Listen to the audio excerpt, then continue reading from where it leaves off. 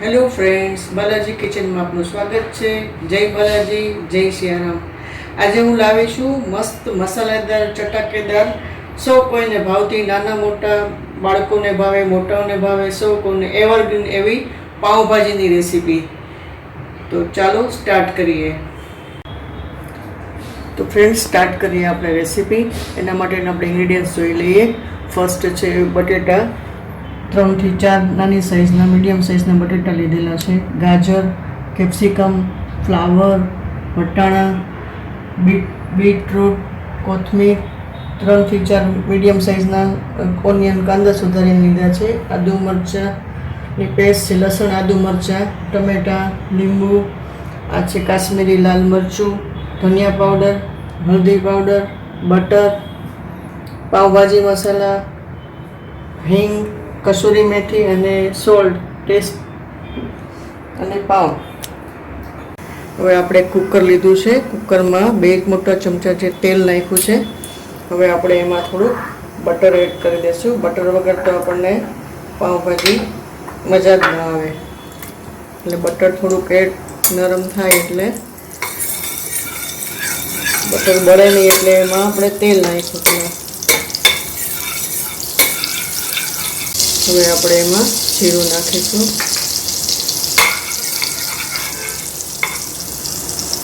હવે આપણે એમાં હિંગ નાખીશું.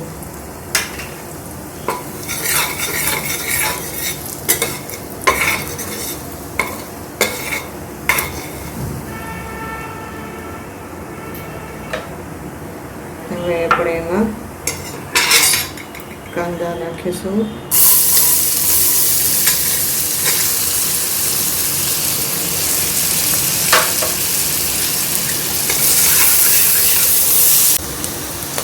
હવે આપણા કાંદા સંતળાઈ ગયા છે. હવે આદુ મરચાં અને લસણની પેસ્ટ નાખીશું અને એને સાંતળીશું. ફ્રેન્ડ્સ, હવે આપણે ટમેટાની પ્યુરી બનાવી લઈશું. આમાં ટમેટા એડ કર્યા છે અને બીટરૂટ પણ આપણે સાથે જ એમાં ક્રશ કરી લઈશું. અને એમાં આપણે સિક્રેટ ઇન્ગ્રીડિયન્ટ્સ લાલ મરચું છે, એ અહીંયા કાશ્મીરી લાલ મરચું છે, એ આમાં આપણે નાખીશું. અને આને પલ્સ મોડ પર કરવાનું છે. થોડી વાર ચાલુ કરવાનું છે, થોડીક વાર બંધ કરવાનું છે. એમ કરીને એકદમ દરદરું પીસવાનું છે. ફાઇન પેસ્ટ નથી કરવાની આપણે. તો આપણે પહેલાં એની પેસ્ટ બનાવી લઈએ. આપણી પેસ્ટ રેડી છે. હવે આપણે એને પેસ્ટ એડ કરીશું.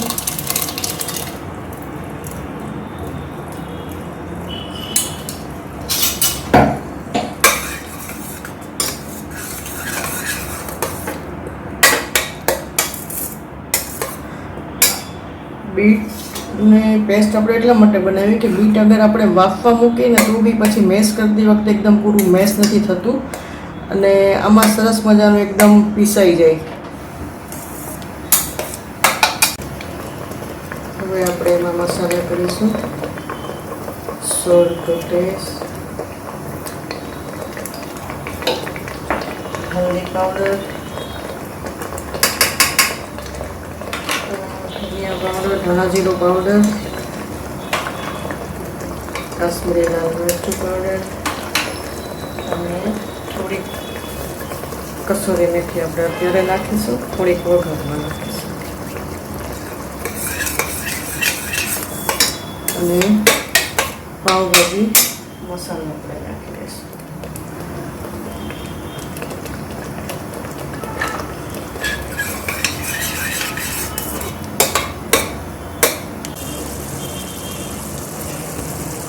ફ્રેન્ડ્સ, આપણું ગ્રેવી એકદમ સરસ પાકી ગઈ છે. તેલ ઉપર આવી ગયું છે. એકદમ સંતળાઈ ગયું છે બધું.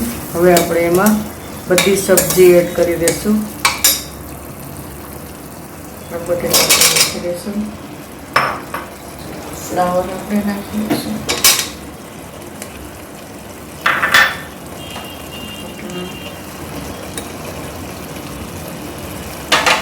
ગાજર, કેપ્સિકમ આપણે એકદમ બધું થોડીક વાર એને આમનામાં સંતળાવા દઈશું. પછી આપણે એમાં પાણી નાખી અને 6 થી 7 સીટી વગાડી દઈશું. ફ્રેન્ડ 5-7 મિનિટ સતળાઈ ગયું છે. હવે આપણે એમાં 1.5 કપ જેટલું પાણી એડ કર્યું છે અને હવે એની કુકરમાં આપણે 6 થી 7 સીટી વગાડી લેશું, કારણ કે આપણે એને ક્રશ કરવું છે એટલે વધારે જ સીટી વગાડશું. ટૂંકમાં સબ્જી ડૂબી જાય ને એટલું પાણી આપણે એમાં નાખવું. હવે આપણે એને કુકરમાં સીટી વગાડી લેશું.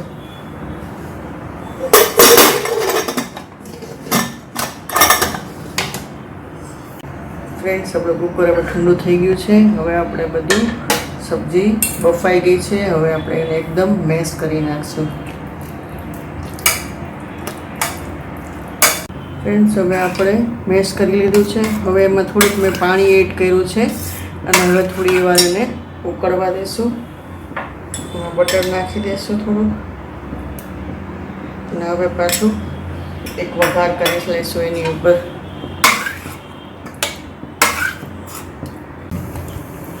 હવે આપણે એમાં એક વઘાર કરી લઈએ. વઘાર માટે પહેલાં તેલ મૂક્યું છે એટલે આપણું બટર છે એ બળી ન જાય. અને હવે એમાં આપણે બટર એડ કરીશું.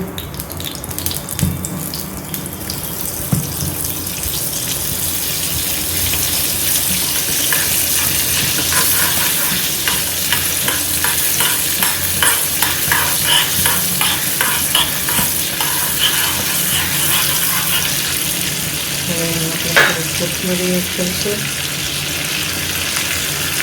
અને લાલ મરચું આપણે કાશ્મીરી મરચું એડ કરીશું એટલે આપણો કલર સારો આવે. મિક્સ કરી દઈશું.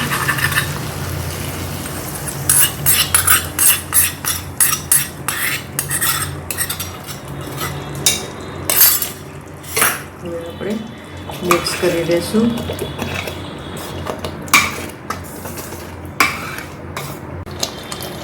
હવે ફ્રેન્ડ્સ, આપણું પાઉંભાજી રેડી થઈ ગઈ છે. 8 થી 10 મિનિટ ઉકળી ગઈ છે. હવે આપણે એમાં લીંબુ નીચવી દઈશું.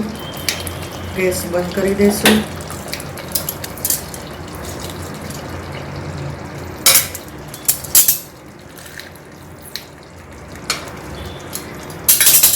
હવે એમાં થોડીક આપણે કોથમરી નાખી દઈશું.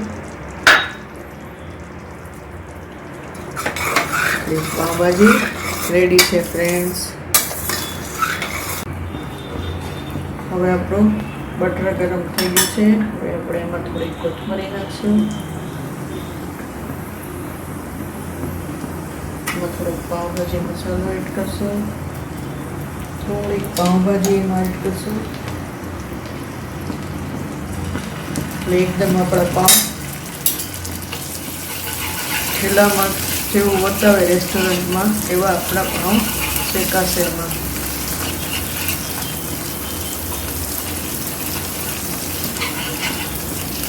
મસાલા પાઉં એકદમ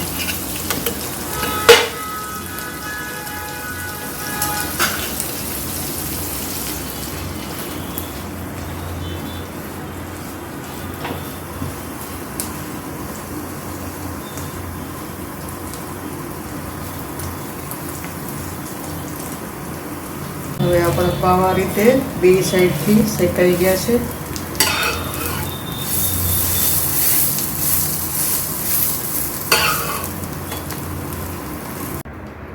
ફ્રેન્ડ્સ, આપણી ભાજી રેડી છે સર્વિંગ માટે. હવે આપણે એને સર્વિંગ પ્લેટમાં લઈ લઈશું.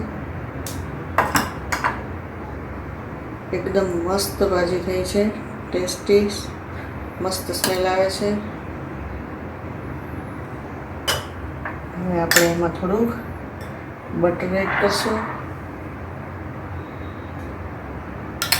અને થોડીક કોથમરી આપણે એડ કરશું. તો ફ્રેન્ડ્સ, આપણી પાઉંભાજી રેડી છે. તો ફ્રેન્ડ્સ, તમને આ રેસીપી ગમી હોય તો મારા વિડીયોને લાઈક કરજો, ફેમિલી ફ્રેન્ડ્સમાં શેર કરજો અને આવી જ હેલ્ધી રેસીપી માટે જય બાલાજી કિચનને સબસ્ક્રાઈબ કરવાનું ભૂલશો નહીં. Thank you for watching my video. Eat healthy, stay healthy. જય બાલાજી, જય સિયારામ. ફરી મળીશું નેક્સ્ટ વિડીયોમાં.